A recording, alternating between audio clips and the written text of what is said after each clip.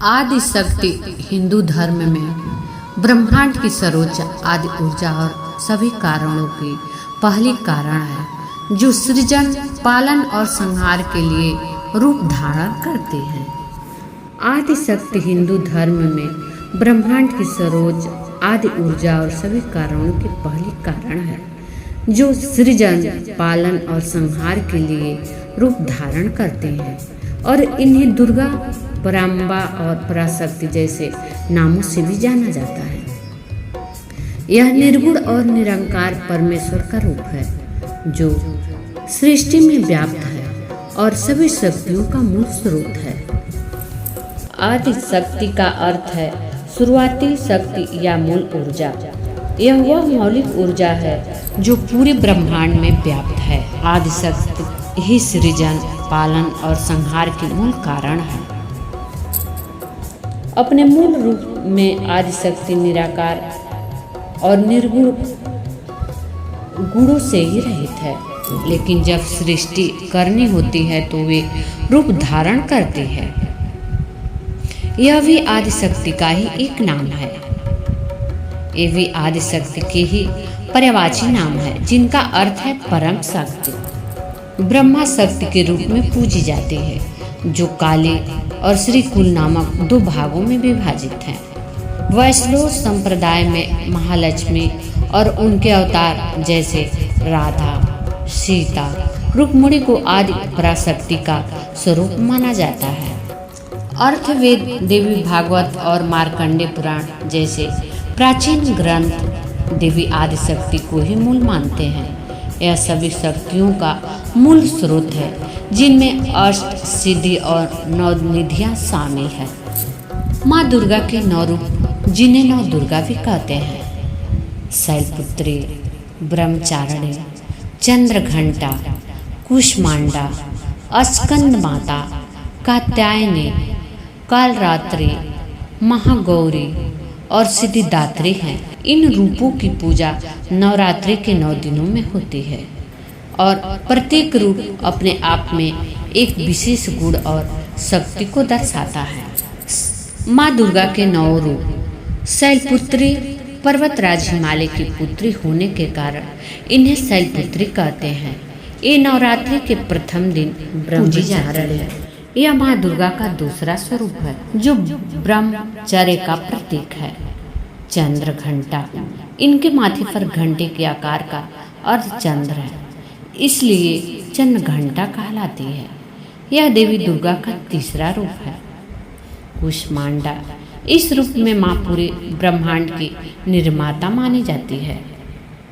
स्कंद माता, यह भगवान स्कंद कार्तिक स्वामी की माता है, इसलिए इन्हें स्कंद माता कहा जाता है। ऋषि कात्यायन के आश्रम में जन्मी इन्हें कात्यायनी के नाम से जाना जाता है।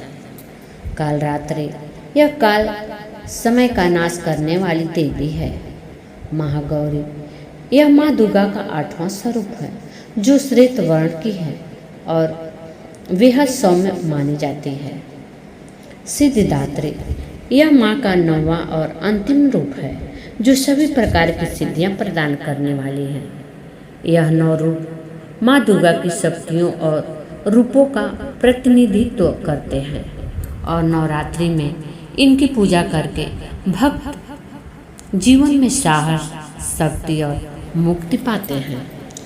9 दुर्गा देवी दुर्गा के 9 रूपों को कहा जाता है, जिनकी पूजा नवरात्रि के 9 दिनों में की जाती है।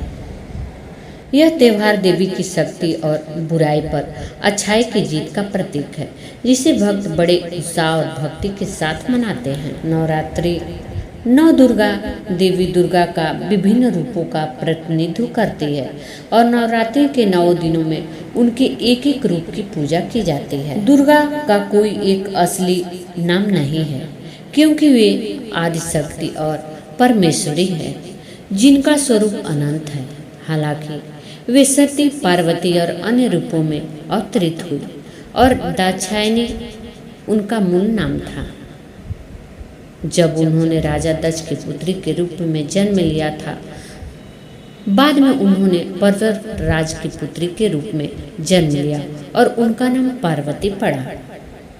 यह कुंड में कूदकर आत्मदाह करने के कारण उन्हें सती कहा जाने लगा।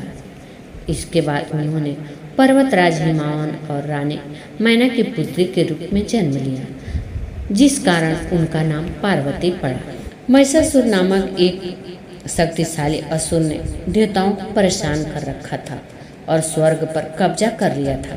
उसे वरदान प्राप्त था कि वह किसी भी पुरुष द्वारा नहीं मारा जा सकता।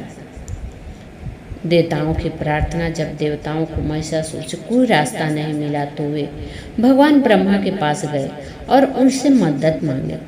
ब्रह्मा जी ने देवताओं को बताया कि इस राक्षस का अंत केवल एक स्त्री की शक्ति से ही संभव है, जो किसी पुरुष के हाथों नहीं मर सकता। भगवान शिव और भगवान विष्णु सहित सभी देवताओं ने अपनी शक्ति का तेज एक जगह एकत्रित किया। माँ दुर्गा के विभिन्न अंगों का निर्माण अलग अलग देवताओं के तेज से हुआ। भगवान शिव के तेज से मुख, यमराज के तेज से सिर और केश, भगवान विष्णु के तेज से भुजाएं, ब्रह्मा जी के तेज से पैर, सूर्य के तेज से उंगलियां। माँ दुर्गा के जन्म के बाद देवताओं ने उन्हें विभिन्न शक्तिशाली शस्त्र प्रदान किए। भगवान शिव ने उन्हें त्रिशूल दिया, भगवान विष्णु ने चक्र, भगवान ब्रह्मा ने कमंडल, हिमालय ने उन्हें सवारी के लिए सिंह प्रदान किया। इस प्रकार माँ दुर्गा का जन्म महिषासुर जैसे वध करने और संसार में शांति स्थापित करने के लिए हुआ था, जो सृजन, पालन और संहार के लिए रूप धारण करते हैं और इन्हें दुर्गा भी कहते हैं। इस प्रकार माँ दुर्गा का जन्म महिषासुर जैसे असुरों का वध करने और संसार में शांति स्थापित करने के लिए हुआ था।